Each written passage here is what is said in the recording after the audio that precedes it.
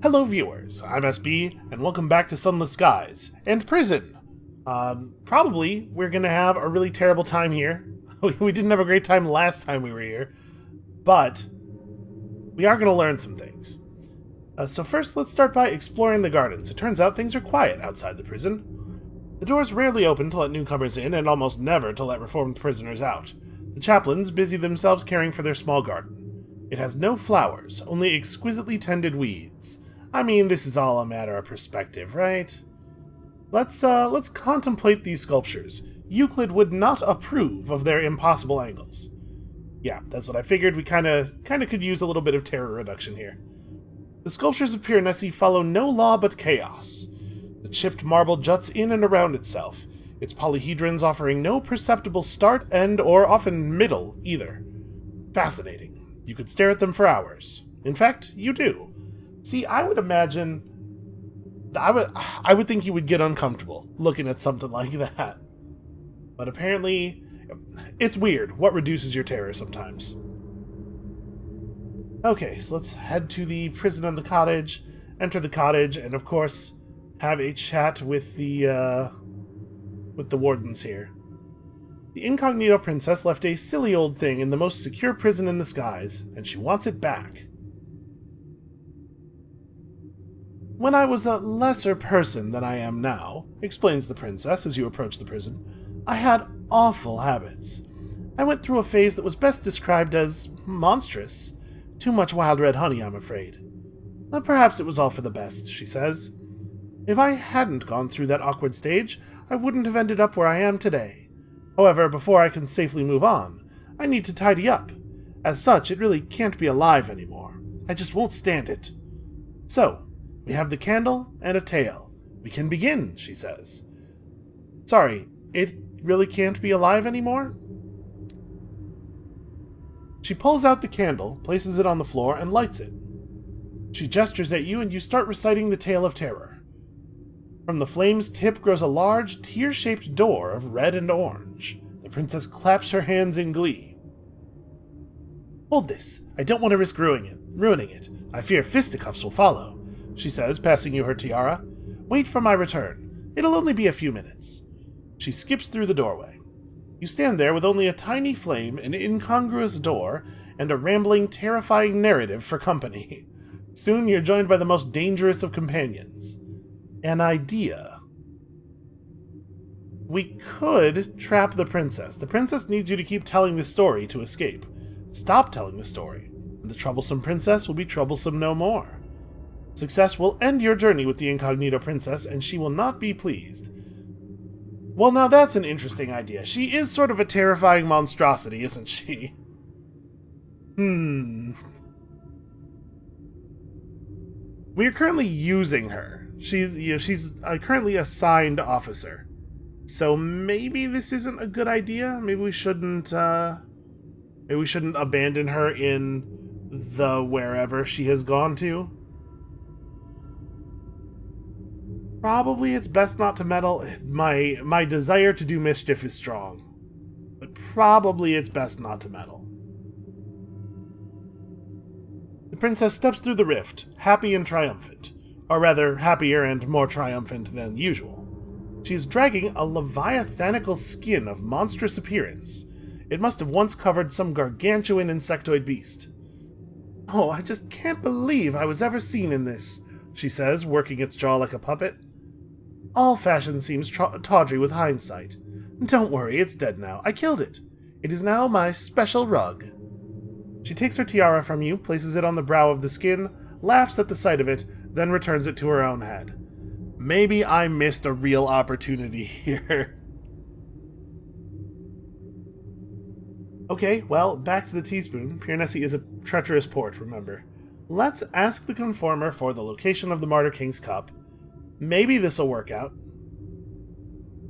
We did not go into the prison with the Grey Conformer before, right? Like, we're not actually familiar with her. A tattered flag. The Grey Conformer rubs the cloak disapprovingly between thumb and forefinger. Her fingers come away smudged with dirt. This is evidence not of your worth, but of your delusion. You should place less stock in the mirages she creates for you. She holds your gaze with cement gray eyes. It has been a long time since I was a quester, and I have no more appetite for the Queen's games. I know the location of the cup, but I will only reveal it to those who truly prove themselves. Bring me a treasure of actual value. The Great Conformer wishes to receive either a captivating treasure or 5 casks of Nevertine gemstones before she will divulge the cup's location. Huh. Don't they sell gemstones here? Like, an infinite supply? We do not have a captivating treasure. Yeah, they do, in fact, just sell an infinite supply, so all you have to do is come here with 1,500 sovereigns. Well, it turns out there's a couple being sold for a slightly lower price. A fellow Skyfarer in urgent need of money for repairs offers sparkling Nevertine gemstones, looted from the curator that damaged his locomotive. That's a familiar story, I've been there. And then we'll just buy 2 more.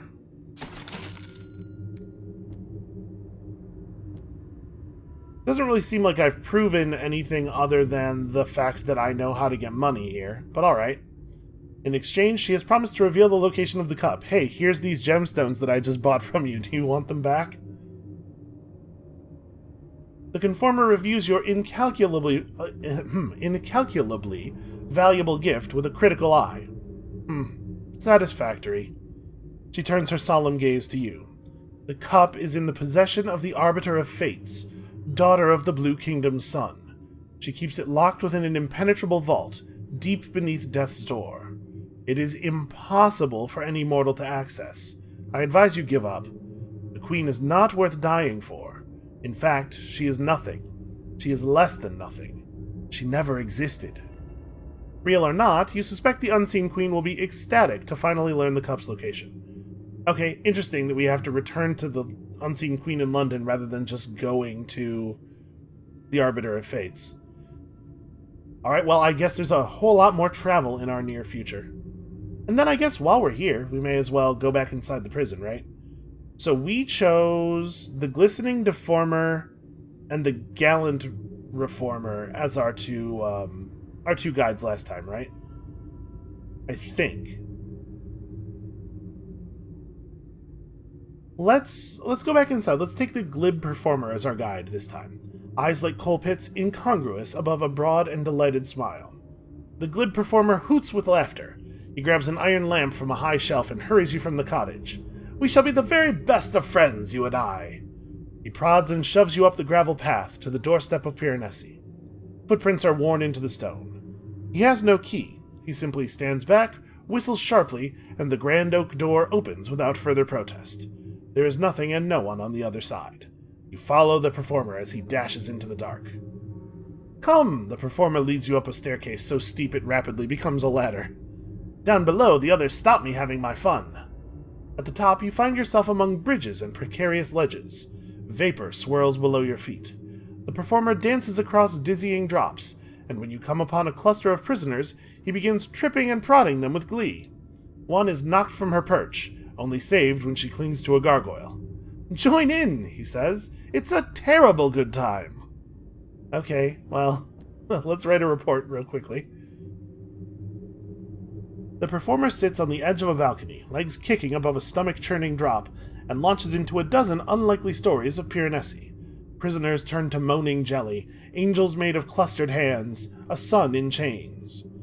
He ends most of his tales unceremoniously, without coherent conclusion or explanation, skipping immediately to another.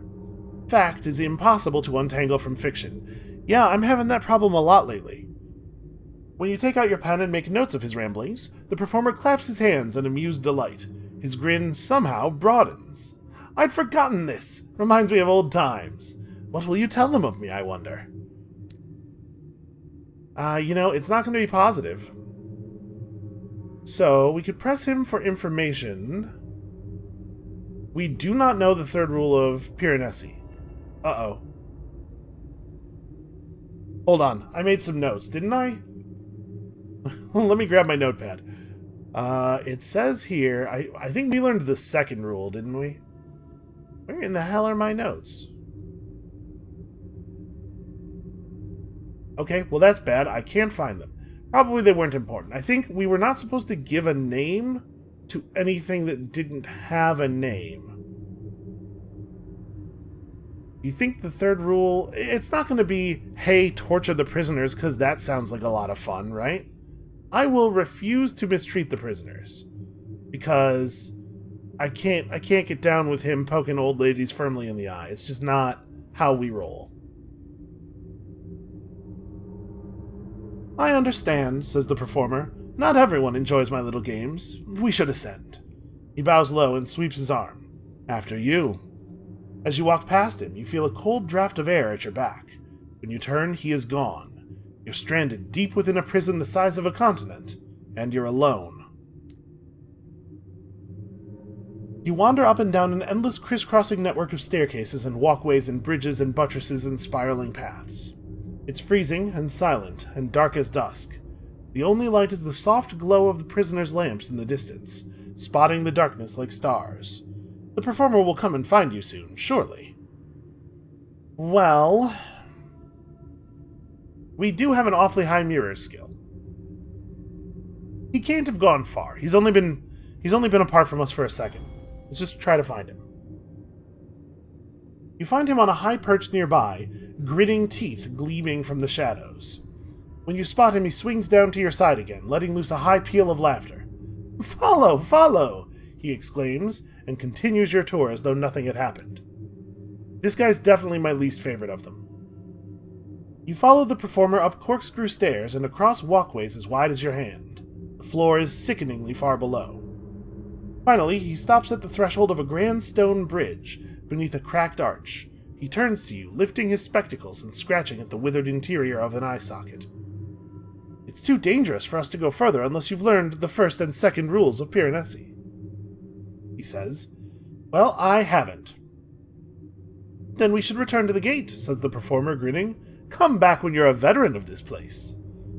Okay, we do have to try to find the first rule then. The performer leads you ever downwards. The glib performer strides before you, beckoning you to follow. Up narrow stairs, over precarious bridges, beneath crumbling bartizans. The architecture seems to have changed since you last walked here, but it's as jumbled and oppressive as ever. You become gradually aware of cold breath on the back of your neck. Something is following behind you, its footfalls perfectly matching your own. Do you think that looking back would be breaking a rule? You know, traditionally I have been a person who does not look back, so maybe I could say that looking back would be changing, because that they like that here when you change. That's not true at all, by the way. I definitely look back. I remember that feeling of there being something behind me. Okay, I'm not going to turn around and look, right? Neither of these options actually do that, but I am going to let the chaplain know what's up in case he knows something that might be useful to us here. In a hushed voice, you let the accompanying chaplain know that you've become prey. The performer doesn't turn his head. He has no idea what's behind you, he says, but there are many monsters in Piranesi, intent on ambushing any visitor who fails to keep an eye on them. Okay, so I guess let's just keep walking then, since we have no other options. You force yourself not to look back. After a few moments, you no longer feel the breath on your neck. From the corner of your eye, you catch a shadow flitting between patches of darkness. The thing behind you is gone. Weird. That's a weird thing. Okay, so... we have not, I believe, gone into the dungeon with the Grey Conformer. Very well. With marionette precision, she puts aside her tea and fetches an iron lamp from a high shelf. I will guide you to the best of my ability. You follow her out of the cottage, up the gravel path, to the doorstep of Piranesi. Footprints are worn into the stone. She takes an ornate silver key from her pocket, and when the door is unlocked, she holds it open for you. The Conformer follows you into the dark. I wonder if the Conformer always has a key, or if it's always the fourth person that you go with that has the key.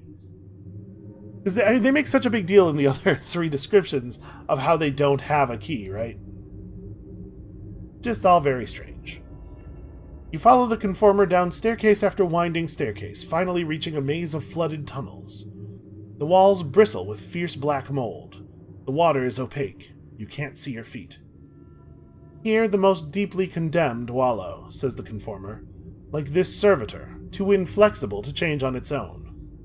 A twig-limbed creature slumps in the corner, raising its head only fractionally at her words. She wades past it without a second glance. What do you think might lead us to learn a rule? The conformer has cornered some shivering prisoners and is interrogating them with a precision and patience more unnerving than any rage. I think there's probably more to be learned from what she's asking than there is to be learned from talking to the servitor. When did you last feel anger? Regret? Grief? Why were you condemned? What did you do wrong? Would you prefer to forget? She listens to each answer with the barest hint of revulsion. As the prisoners pour out their hearts, they start to look puzzled. Most fall silent. Some try to keep going, talking circular nonsense. They seem to be forgetting their stories as they speak them. When the prisoners finally trail off in confusion, she delivers her advice. Shuck your memories. Abandon emotions. Vacate your soul. Boy, it's going to be awfully hard for them to change enough to leave if they can't remember what it is they're supposed to change from. Well, I guess we get to also approach the servitor. Its face, or mask, is expressionless porcelain. Its lamp is shackled to limbs that are twisted and blackened like burnt wood. Even as you step closer, you cannot tell if it's wearing a mask or if its face is made of porcelain. Luminous eels swim around its feet, but they vanish when you look at them directly. The lesser being has come to offer obeisance. Its voice issues from a clay urn slung across its back. Its words are the thudding echo of a stone bell. Well, that's not at all the voice that I was doing there. Also, I don't know how to do a voice that would match that. Or perhaps to marvel at the disgrace of its superior. This servitor lacks the malleability to escape the aberrant twins' prison. Will the lesser being assist its superior? That's me, I'm the lesser being. The reward for freeing something so ancient and puissant should make its arrogance bearable. Maybe. We're not going to be able to help it. I guess we could try. The thing is, I think that Sister Patel would probably be pretty not okay with this thing's haughtiness. I think she would tell it to go screw. Yeah, I don't think she'd be into this. Outrage! The servitor doesn't move, but shadows dance angrily on the wall behind it. You are entombed in a casket, miles beneath the soil. You have always been buried here. You had no life, only a death. You scrabble uselessly at the stone lid, clawing broken fingers down familiar grooves. The conformer clicks her tongue, and you find yourself back in Piranesi, if you ever left. The servitor has turned its expressionless face sulkily to the wall. Okay, not a great enemy to make, then. But also, screw that guy. Okay, apparently we get another shot at this. Well, now that we have had a taste of its power, perhaps we should try to help it. Wouldn't that be a useful power to have on our side? The lesser being will travel to the House of Rods and Chains, says the brittle servitor. It will petition the aberrant twin through its intermediary in the belfry. It will demand the servitor's freedom, and recompense for 2 centuries of inconvenience. Okay, so we gotta go talk to the gauze man, whose name I've already forgotten. I guess we're leaving. That was a short trip. My business here is concluded. The conformer does not quite smile. The conformer marches silently up an endless spiraling stairway, not looking back to see if you're at her heels. The great conformer strides before you, her footfalls soundless. Up narrow stairs, over precarious bridges, beneath crumbling bartizans. The architecture seems to have changed since you last walked here. I don't know, seems kind of familiar to me. But it's as jumbled and oppressive as ever. You pass a squalling thing clinging to the wall. Okay, not supposed to give it a name. We refused to even tell it a story last time. But, telling it a story and giving it a name is not the same thing. maybe this is okay to do. Let's try it. The formless thing listens, silent and rapt. Is it your imagination, or has its shapeless paw separated into a 5-fingered hand? At the conclusion, it bursts into tears and begs for another, but your chaplain already grows impatient and tugs you away. It shouts after you, its voice stronger and clearer. Huh. Maybe we need to tell it a couple of stories. Alright, we'll be back. We've completed our 2 tours. We're just going to have to go for now. And it's probably going to be a little while before we can come back, but we need to... hold on. I'm going to make a note here. The Grey Conformer. We need to come back and have the Grey Conformer take us back to that guy. I will definitely forget which chaplain it was if I don't make a note. Okay. Time to turn and leave. Open again to visitors in 2 weeks. I really appreciate that Piranesi, like the places in Eleutheria, seem to mostly deal in defined times, whereas in a lot of other places in the world, like Lustrum, for example, drinking tea at Murgatroyd's place in Lustrum, it's just, you gotta come back in a while. Come back sometime later. I never have any idea when sometime later is. Alright, I think we're done here. Can we buy... We cannot buy fuel or supplies. Okay. Well, that was productive. So... we should probably just go back to the House of Rods and Chains, right? Because we need to deliver that request. I'm a little worried about our hull. And we still have to drop off the rubbery man in Pan. But I think let's go back to the House of Rods and Chains first, and then to Pan, and then we can figure out what we want to do after that. So we'll be able to... Left is Q, okay. We'll be able to come back here and do something of value on March 30th. Alright.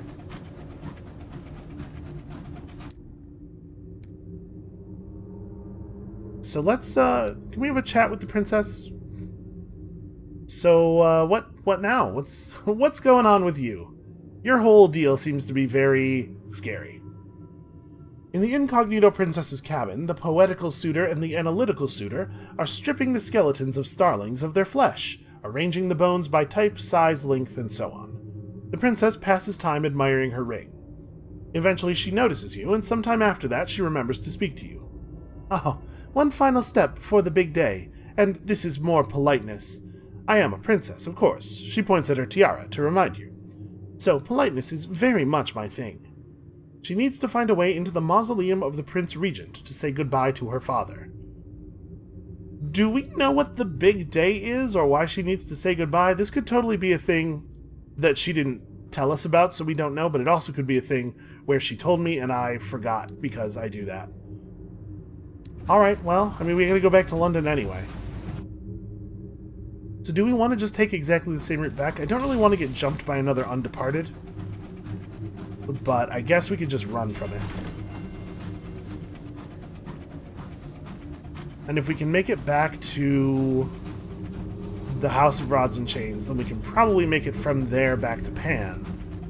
And in Pan, we can at least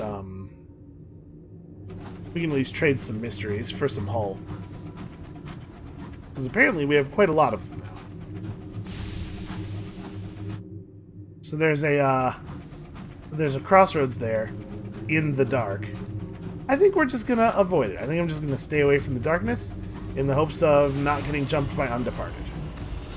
Oops. I tried to fire a second time. That's not really how that works.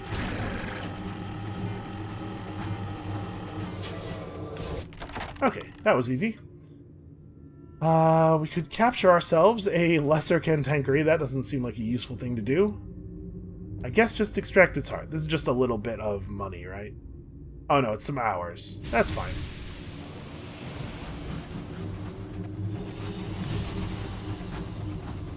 A barrel of hours, I guess, is worth a fair amount. Certainly more than a crate of supplies. And it's not really any harder to kill the greater cantankeries than it is to kill the little ones anyway. Not anymore.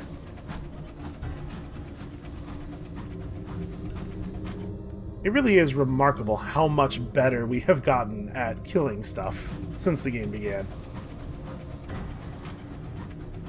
Okay, so we just tack south around this and then back north. I think that sound was just the music. I don't think that's something we have to be worried about attacking the engine. I didn't see anything there. I wonder if that was an undeparted that we just picked up. Well, I am not interested in... Yet, it sure was. So yeah, it seems like it gets revealed when you shine the light directly on it. I think we're just going to run. I'm going to try to just run. I do not want to fight this thing. Light off. I don't think that helped. I think that that red glow there was it becoming aggroed on us, whatever it was. It could have been another undeparted, although, like, how would we even know? I wonder if there's something we can do to make them less frequent in the area? Like, if we could kill the halved, if we could kill the remaining sun, that would probably make a lot of them go away, right? I'm not saying that I have, like, a great plan for that, but I do happen to know where there is an unclear bomb. Now, of course, it is also the case that the Queen knows that we know that it's there, which I think was maybe, like, a big mistake, us letting her know that. Because now, if it were to disappear, she would know exactly who took it. Yeah, I know that our aunt is loyal to the crown. But, man, it sure would be nice if we could have just kept that to ourselves.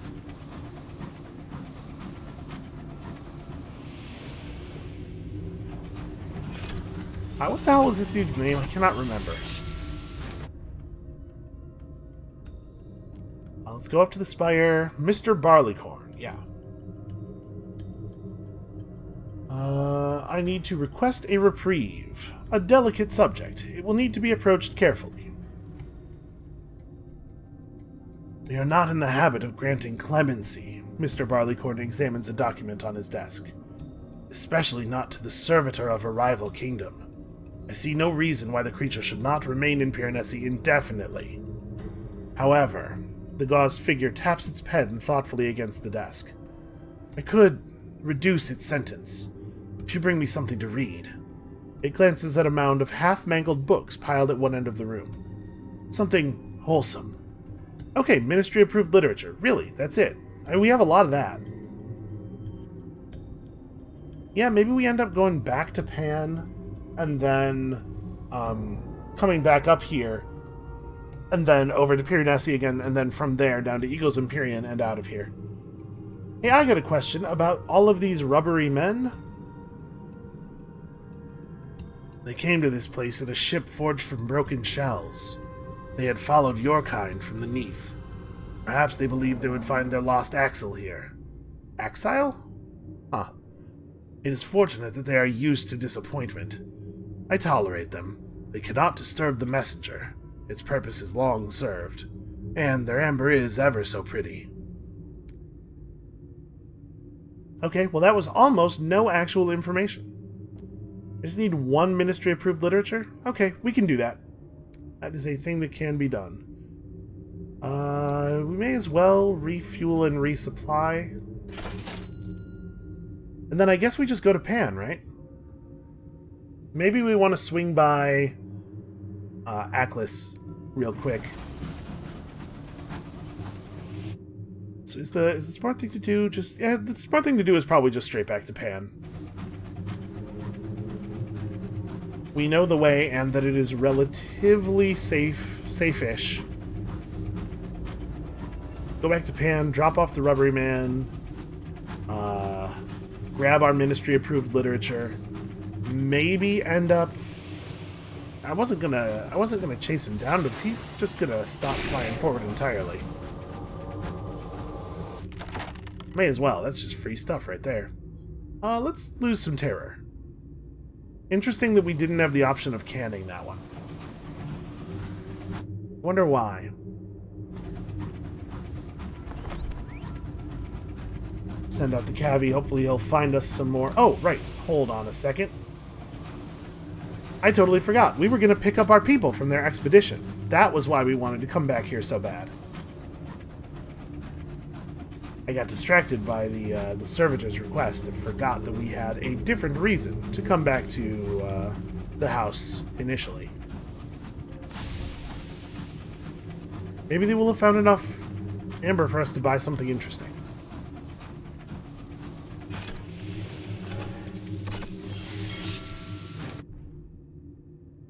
Okay, so down into the house, retrieve your crew and their amber. You meet up with the crew at the designated spot, and they hand over what amber they have found. That done, they return to the train to take a much-needed wash. So we did not find any blue stuff.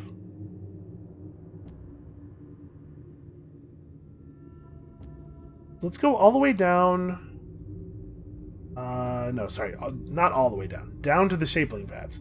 Now we have enough amber to play with this stuff a little bit. So we still don't have any blue amber at all.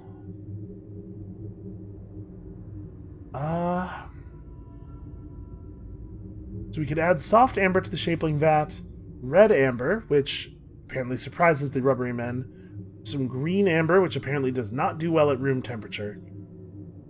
I guess let's try this first. You stir the pot, already filled with exuded juices and the crust of past experiments. The rubbery men watch with what might even be amusement as you wrestle with the large wooden paddle while the amber melts. Swirling amber mixes with substances of shaping. You can experiment by adding up to 4 other ingredients to turn your sample into a new form. You may also get condemned experiments. The mixture is liquid and runny. Okay, so we could put... I wonder if it's the case that you will always have the same options. Maybe we should just come here with a big array of things to see what might get thrown into the vats. So seeds, caged catches, tea, gemstones, and chorister nectar.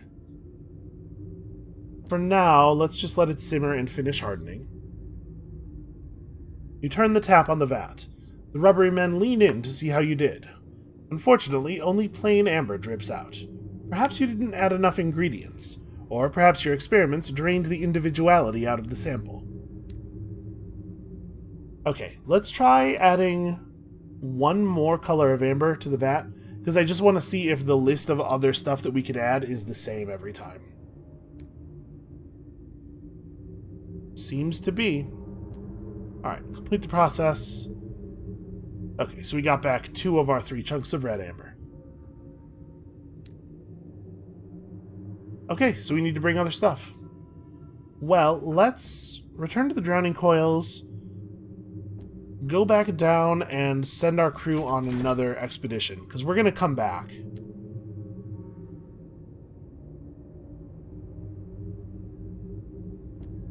Yeah, we're gonna come back up here in a minute. So we'll pick them up and get some more amber that way.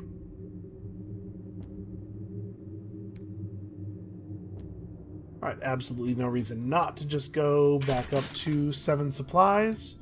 We could just buy caged catches here. But that makes me suspect that these are not the good ingredients. We'll go back and grab a selection of things, a smattering of stuff. We certainly have caged catches and tea and seeds and gemstones. And I don't feel bad about depleting our supply of gemstones, because we know we're going to go back to Piranesi after we come back up here. So back to Pan, then back to here, then back to Piranesi, and then back to London. Well, I have to say, maybe it is unwise to say this out loud. Perhaps I'm jinxing myself.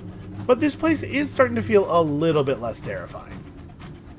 You know, at first, flying around in the Reach felt like just absolute desperation, like a thing that I was certain was going to kill us at any moment. This is the Inklings, Captain, where bad ideas come from. Apparently I've been here before. But eventually we got over that, and now the Reach feels like completely safe, a place that's just basically all profit.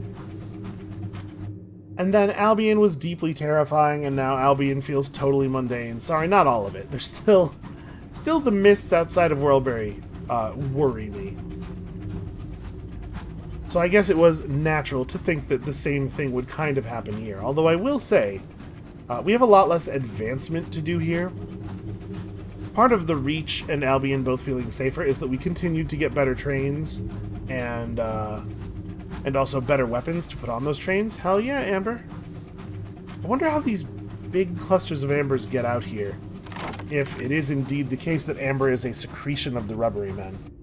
Oh, hey, we finally got some blue stuff. But, like, we're basically out of opportunity to advance even, right? We have the best train, or at least the best one we've ever seen. And we have the best weapons that we can actually afford to use. Another one of these things. You're the hateful wail of a scribe spinster. Yeah, something tells me I'll be okay. So where are we at on hull right now? 53?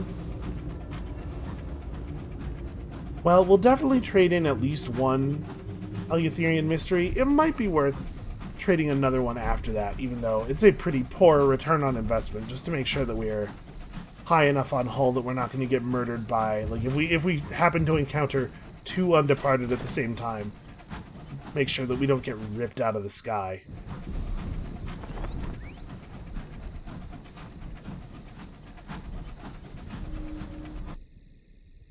Okay, that's a really bad direction for you to be scouting in.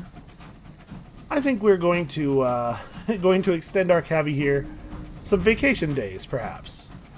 A gloomy disquiet settles over your engine. Yeah, it might be worth heading from Pan to Aklis just to reset a little bit, and then from there to the House of Rods and Chains. And that's an easy and safe enough trip. The price of charity. A sound of chittering fills your cabin. From the shadows near the door steps a familiar silhouette. Yeah. Oh, we do not have...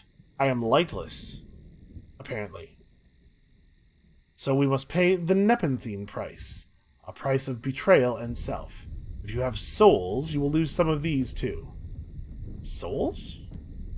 I mean, I have a soul. Oh, right, like souls, duh. At Mistress Fathom's demand, you summon crew members to your cabin. Their eyes are trusting. Your knife is sharp. The figure takes the corpses into its dark dress. For a moment, you look away. When you look back, it is gone, leaving only bloodstains on the rug. But that's a lot of crew that we just lost there. Okay, I'm done making deals at Crossroads. Seems like we get kind of a shaky return on investment.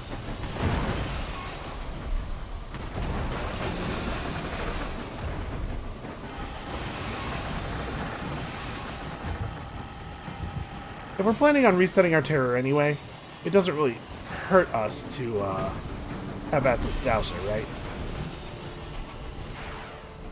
Gonna blind fire and hope. I have no idea. No idea if that did or not.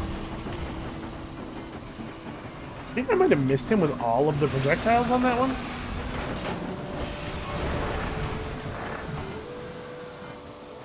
Oh, just a little... There we go. Little tiny hitch while the game decided whether or not it wanted to let me kill that guy. Okay, well, we're unlikely to succeed at plundering it, so I guess we may as well grab some hull. Partial success, of course it is. Well, let's call our engineers back. We certainly can't afford to lose anybody.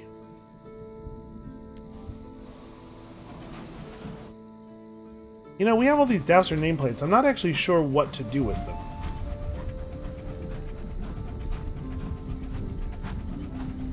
Presumably, we can trade them in for something, the same way we could with the Tackety nameplates and the Dreadnought nameplates, but I don't think we've actually seen the opportunity to do so.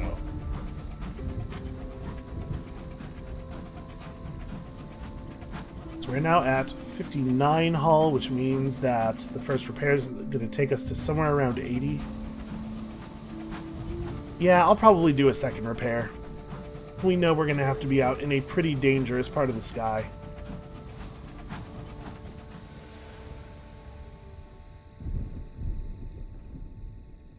The hour of leaving, when thoughts turn to far-off places. Sometimes, the idol's piping is rhythmic and stirring. This is the hour of leaving, when wanderlust sweeps the city like a sudden plague. Recruiting crew at Pan is temporarily more effective. Well, that is wonderful to hear. First of all, let's sell this man our eggs. Oh, interesting. I think I would rather have the mysteries. 6 more? Okay, we really don't need money at this point. And you know, we've already got a cat on board. If anything, it's probably better to have somebody who is good with cats to help corral this damn thing so that it doesn't do anything that we're all going to regret.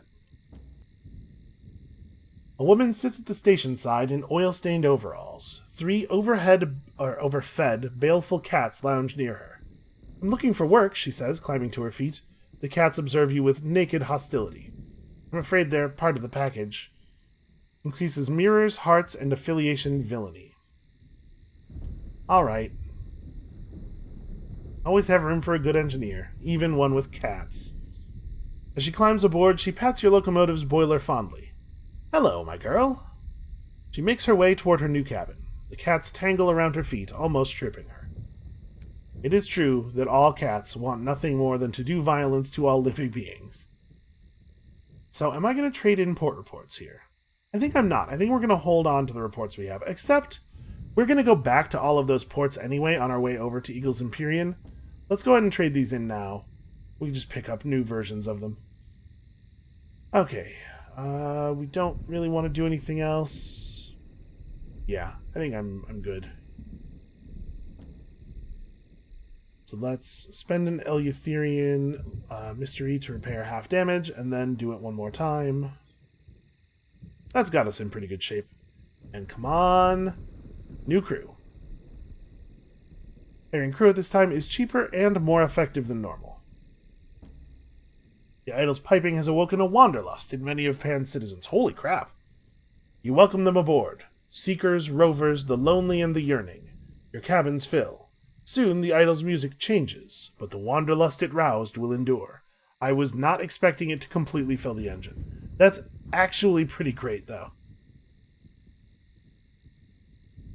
Visit a rubbery enclave. Sloppily painted signs point down a normally quiet backstreet to where a party appears to be in full flow. A cedar grove off of one of Pan's less traveled pathways is home to a small and enthusiastically political community. A crudely made poster by the entrance reads, "Both alike in dignity," showing a human and a rubbery holding a torch aloft. Okay. Well, let's deliver our rubbery man. The suffragist will offer them sanctuary here, as long as they need. The assorted members of the Enclave applaud over-enthusiastically when they see your passenger. A bohemian presses a glass of wine on your passenger and takes them off into a corner to discuss injustice against cephalopods. It glances over its shoulder at you, perhaps wondering whether coming here was a terrible mistake. Okay, another vision of the heavens. That's useful. Let's speak with this rubbery suffragist. She is surrounded by bohemians and rubberies. The live octopus on her head draws all attention.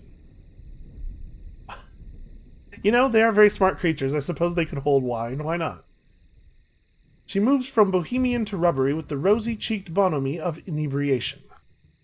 Occasionally, she passes a piece of cheese and fruit on a stick up to the octopus perched in her hair. It extends an arm to accept it. Several of its other arms are occupied with wine glasses gathered from the drinks table. Red, white, rosé. 8 limbs means never having to choose. We should probably not do this. She would probably be upset with us if we call it a pet. Hey, where did you find such an interesting creature? I met her while swimming, the suffragist and the octopus say in unison. There's an awkward pause.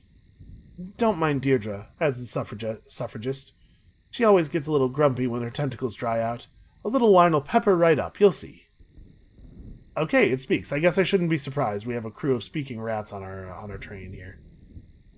So what's up with your campaign? Are the people of Pan generally, pretty down on the rubbery man? The suffragist takes a sip of wine. It's terrible what the rubbery men went through in London, the poor dears. Deirdre said someone should do something. Isn't that right? She pops a sausage roll in her mouth. This does not impede her speech at all, for, in a slightly higher voice, she continues. The bipedal oppressors, ravagers of the sea. First we open the door for the rubbery men, then the rest of us shall squeeze through. 8 torches raised in protest. With 8 arms we rise. The suffragist nods, apparently agreeing with herself. Of course, we have a long road ahead of us, don't we? But what crusade worth fighting for was ever easy? She holds a piece of sausage roll up to the octopus in her hat. After what sounds like the deepest of sighs, it snatches it with a tentacle. Okay, well, that's all very interesting. We're definitely gonna get yelled at if I say this. I'm gonna be wise enough not to say this. Let's return to the enclave and mingle with the crowd. It is rare to see humans and rubbery men together like this. Yeah, I guess that's true. I guess we never have before, right? The rubbery men look uncomfortable in their ill-fitting suits, and clutching glasses of wine they never even try to sip, but the bohemians are doing their best to make them feel at home. The suffragist ensures none of them are left alone for too long, with the octopus on her head seemingly able to act as a basic translator. Of course, she might simply be trying to be friendly, but speaking to her does put the new arrivals at more ease. I wonder if we deliver enough rubbery men, if maybe something interesting will happen here. Well, I think that we are then done in Pan. 3 rolls of bombazine to the eagle, we can do that. Did I already pick up the seed thing? Yes, I totally did, okay. A little bit more fuel and supplies, as ever. And let's get... We don't plan to come back to London, right? Or, to Pan. I think we're just leaving, so... Let's bank all of this stuff. Bring out the 3 rolls of bombazine. Oh, remember to... Hold on. I think I have to swap him into here and then equip him from there. And then swap you back into the bank. Okay, so 3 rolls of bombazine, 5 packs of seeds, drop off a necklace as we're refreshing our, or resetting our terror. 1 ministry-approved literature. And then, like, a couple of things of tea. We could just buy caged catches there. Like I said, we don't plan to come back to the bank, so I want to get the hours for the relay. Some gemstones, some nectar, and I guess 1 additional seed. Yeah, it's a lot of stuff to carry. Alright, let's go. So to Eccles, then to the House of Rods and Chains. I do want to do more of Langley Hall. We'll have to find some time for it. But probably for right now, I think we want to stay on mission here. Like I said, eyes on the prize, at least a little bit. Okay, we probably actually want to leave over here, north of Phosphor's Morn. I don't know, it's possible that I'm missing out on stuff by not formally allying with one of the factions here. I'm just a little worried about what the consequences might be, and we certainly don't need their help. We're getting on just fine. Sapphire Rose. Well, we could strip her for repairs. We're missing 11 points of hull. Honestly, the odds that we're going to find anything very useful here are pretty low. I think I'm fine just going to full repairs.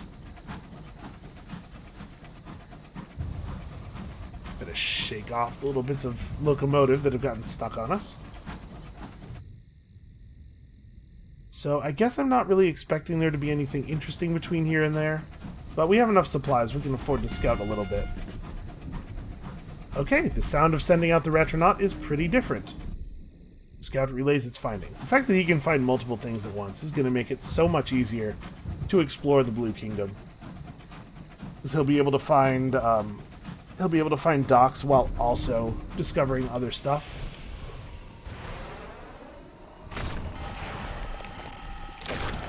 Aw, narrow miss. Come on, come on, come on. Okay. He just sailed over to us and blew up. I'm a little surprised by that. Alright, so our sleep is peppered with uncomfortable dreams. We do not here have the option of trading in terror for nightmares. Our crew doesn't really like us nearly as much as they like the Archivist. I guess we can just do this. How many Tales of Terror do I have? 1 million? Yeah, sure. Try to make sense of the dream. It gnaws at you. It recalls certain eerie tales you have heard in the sky. Perhaps they fit together like the pieces in a perilous puzzle. By the way, I apologize for the extremely loud noise that piece of loot is making. We'll deal with it in a moment. How neatly the tales in your dream fit together. But the revelation is not a satisfying one. It only hints at something grander and more terrible still. Because if these awful things are true, then the world that permits them must be more awful still. Okay. Ooh, we can attempt to excavate the Griever's digestive system for more gemstones. Or... Yep, decipher the sigils in its bones. Even more moments of inspiration. I should try to take note. You know what? Nope, not veering off course. I should try to take note of how much XP we have before we blow something up. Like here, 2419. Oops, I was trying to click to fire the weapon. It turns out that clicking when the mouse cursor is on stuff has a different effect.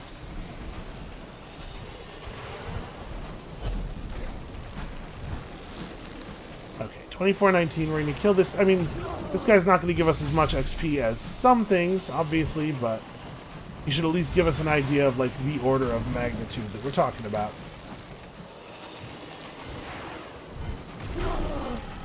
That's not what I wanted to press. Crap. Well, I guess I'm not too worried about gaining terror right at this moment, since we are going to reset anyway. Let us... Nope. We have no option. I guess we'll just dig in its throat. Maybe something of value has been caught in its gullet. A crewman holds the mouth open for you. You endure the meat stink and the gelatinous saliva and the bile bubbles for as long as you can, digging gem shards and glittering relic fragments from the flesh. I was kind of hoping that Griever was going to let us repair our hull.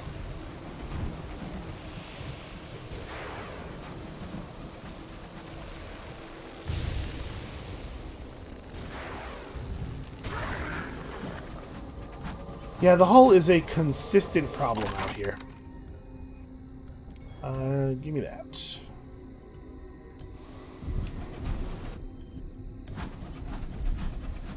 It is a shame that there's no place out here that's like Port Avon where we can occasionally buy a cheap repair or anything. So we'll continue to try to farm hull off of Grievers whenever it seems like that might be a thing we could do. Fortunately, we're seeing a lot of them.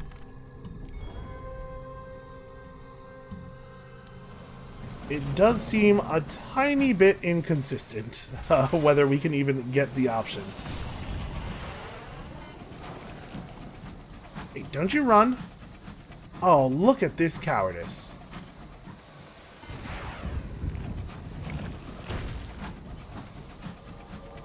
You should have kept running.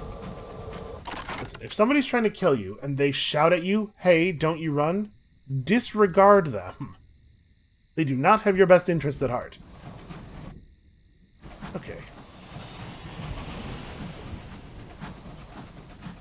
It is nice to have such a large number of moments of inspiration. I feel like we can be pretty cavalier with them now, which is great, because the things that you can trade moments of inspiration for are usually pretty awesome.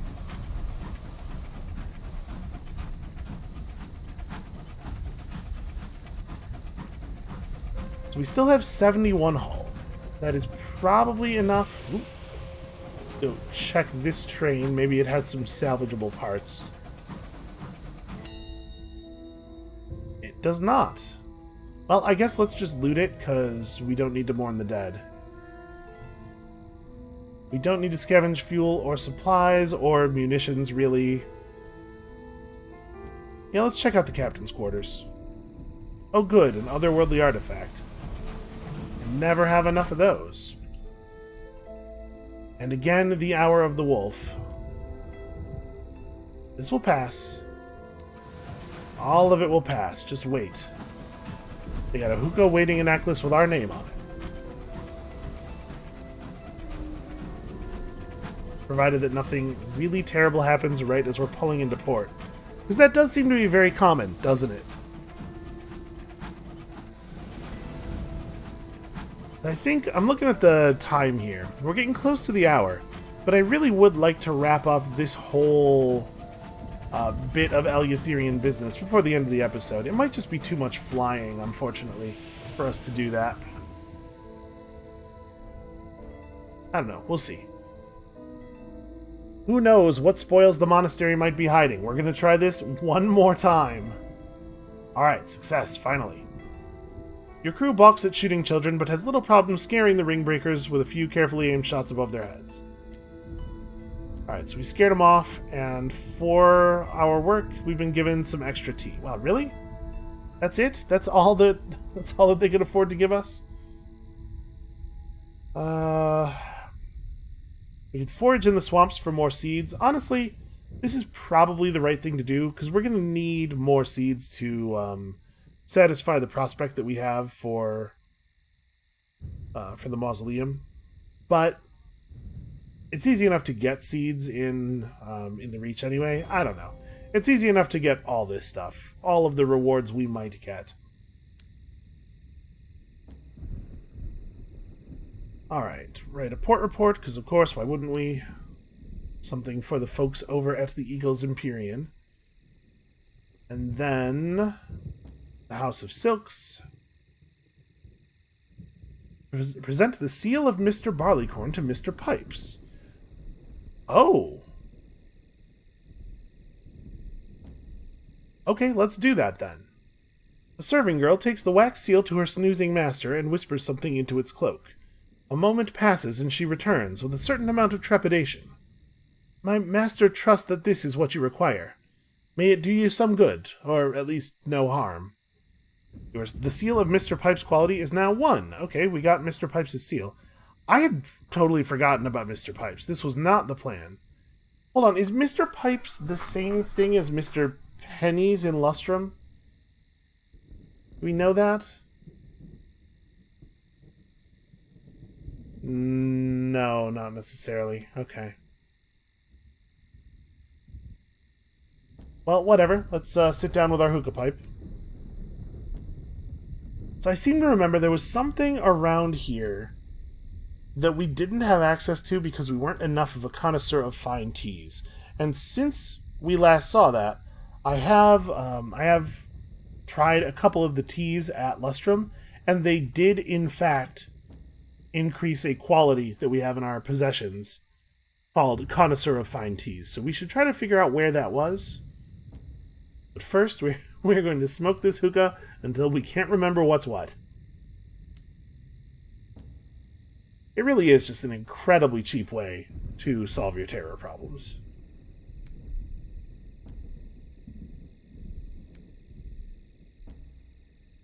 Alright, are we zeroed? We are zeroed.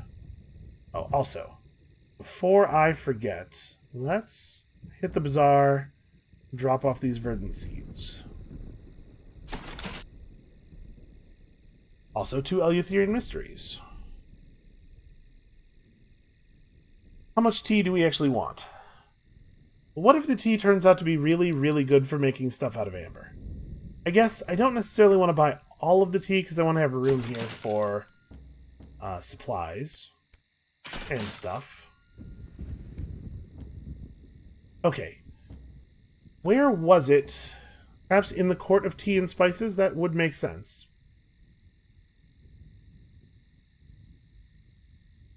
We can visit the Midnight Garden. Did we have 2 points of Bohemian affiliation before? I can't remember if we were able to do this and then couldn't do the things beyond this, or if this was what was gating us before. Steps lead up to a wooden temple landscaped with flowers and gravel.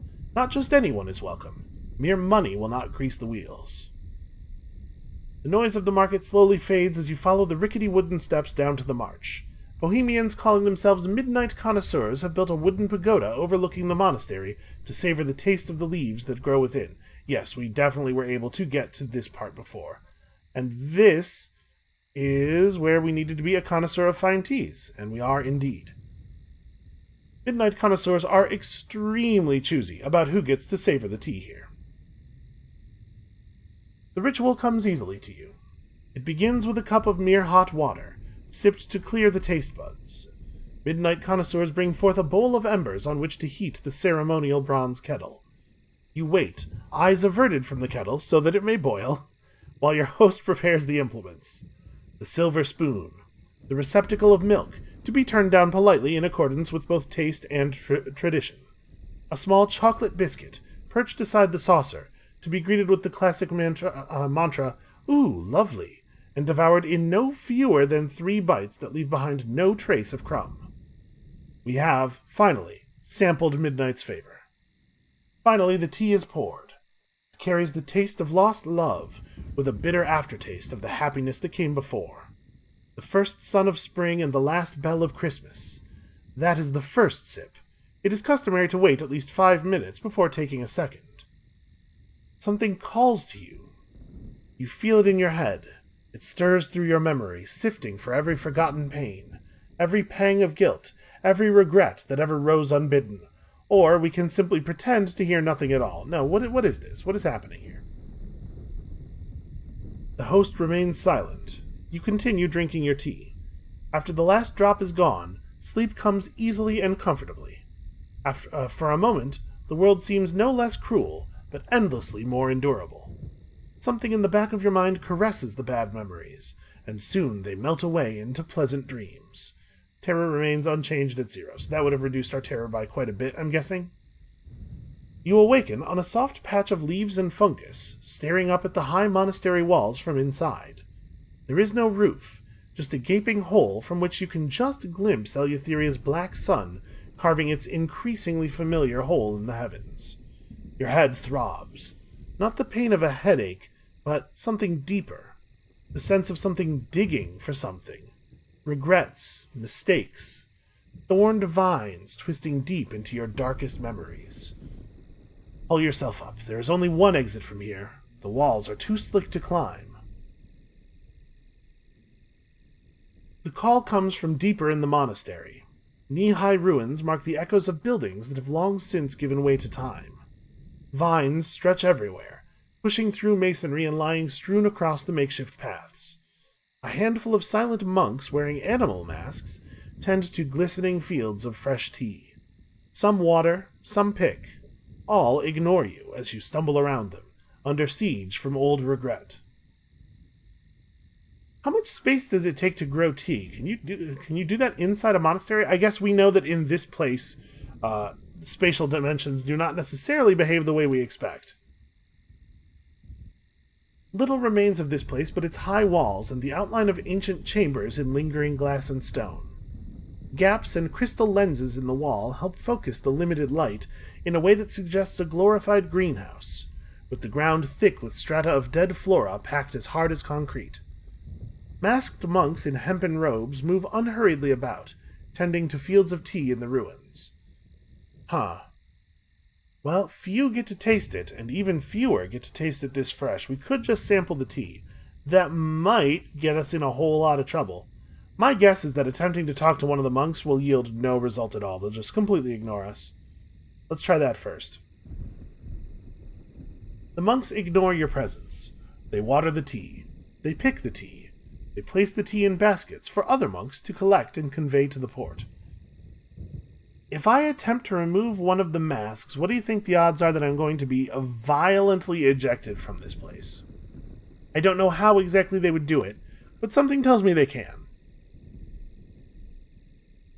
Let's leave them to their work for now. I'm gonna try the tea. Let's sample it at maximum freshness. Each field's workers bear their own masks, and the tea each group grows has its own distinct color. They do not object to you picking a couple of leaves for yourself. So, wolf, fox, or rabbit tea? The dark leaves, the red leaves, or the dark green leaves edged with purple? What do you think? Are these maybe indicators of age, the darkest leaves being the oldest, perhaps? I'm trying to think. Do we know anything at all about... I don't think we've ever seen any colors mentioned in conjunction with the Midnight's Favor. Well, it is called Midnight's Favor. Let's go for the darkest leaves. You place the tea leaf on your tongue. Fire. Cold fire.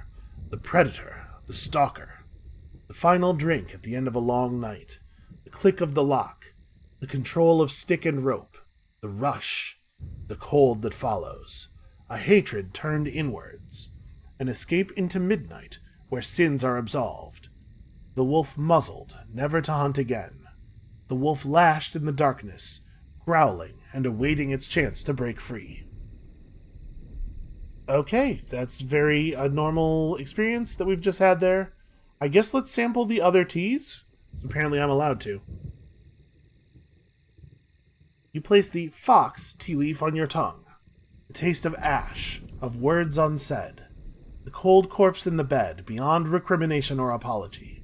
The guilt of the abuser's silent partner, their crime being the choice to look away, again and again until ignorance was no longer a blanket. Every last word said in anger, and every naive conceit that regret owes anyone a second chance.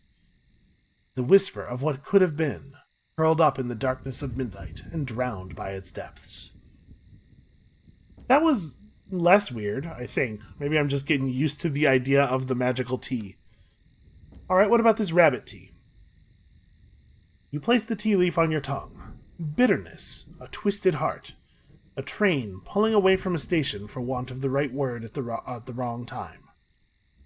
The ashes of the flame that burned away everything that mattered. A true love's kiss seen shared with another. The fear that paralyzes. The fear that welcomes the darkness. The darkness of midnight, where disappointment has no lease.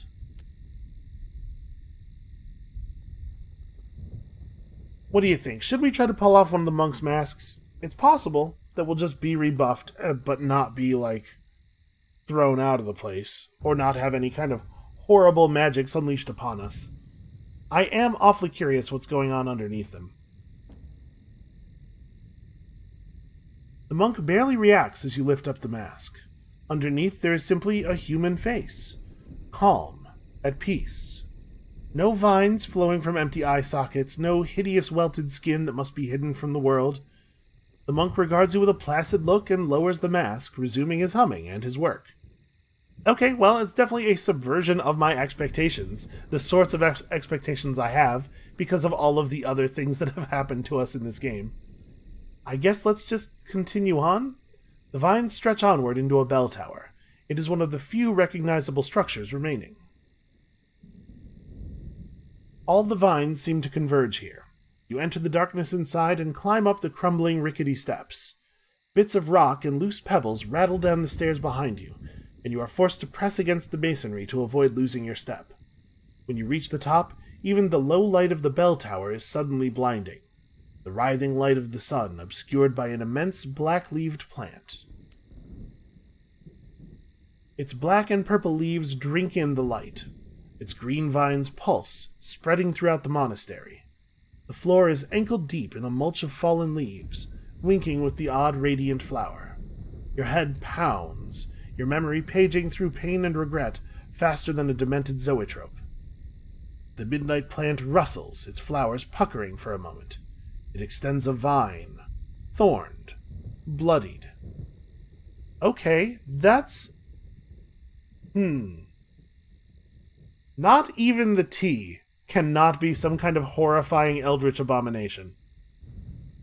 Well, we could take the vine. Obviously, it wants to drink our blood, and we could just let it. Or we could set the thing on fire. What do you think the result of that would be? If we could actually burn the whole plant, if we could kill it, that would probably have a pretty profound effect on the port. Which would, it would certainly be interesting. I'd like to know what would happen. But my guess would be that this thing is not going to be vulnerable to being burned, at least not with traditional fire. And there might be some serious consequences for attempting to burn it. I'm actually pretty curious to see what it wants. If it's any more complicated than just give me some blood, you know? But I'm also curious what happens if we set it on fire. Because what if we do something that's totally transformational to Atlas here? Sister Patel is definitely taken aback by the nature of the thing. Is her urge to destroy? Honestly, yeah, probably. Again, a desire not to be possessed. Oh dear, we permanently lost an affiliation Bohemia. The air is damp. Your tinderbox takes several attempts to spark. The midnight plant whips at you with its vines, thorns lashing your flesh, but it cannot stop you. Once lit, the fire is unstoppable. It burns wet and indigo, the smell of tea and charcoal. It spreads through the vines and into the tea fields, where the monks burn as they flail blindly with their watering cans and try to stamp the flames out with their bare feet. Others flee, watching their home burn until the flames finally die out, and the marsh is free to reclaim the stones. In some condemned experiments, the devils of Carillon claim to be experts in the assessment and improvement of the soul. They would describe yours as pungent, febrile, and unappetizing. One of the once sturdy doors lies on the ground, the other hangs on by its last nail.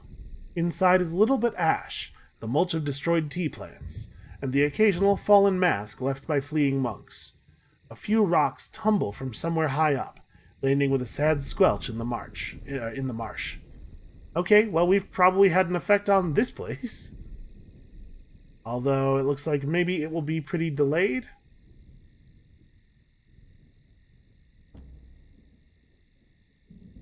So we no longer have the points of Bohemian affiliation necessary to get back in with the Bohemians to check out what is going on with them, right? Or where was that option even? Is it browse the tea barrows?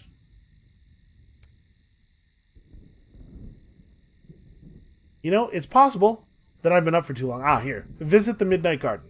What remains of it now that Midnight's favor is no more, at least. The stairs lead up to what used to be a quiet wooden pagoda where the Midnight connoisseurs held their tea ceremonies. Now nothing remains but a few strewn mats, broken cups, and the sight of the halved glaring down from on high. You take a look around for anything of use, and, finding nothing but spilled tea, take your leave. Well, it's certainly interesting. I'm not sure what effect we've really had here. Let's swing by Murgatroyd's real quick.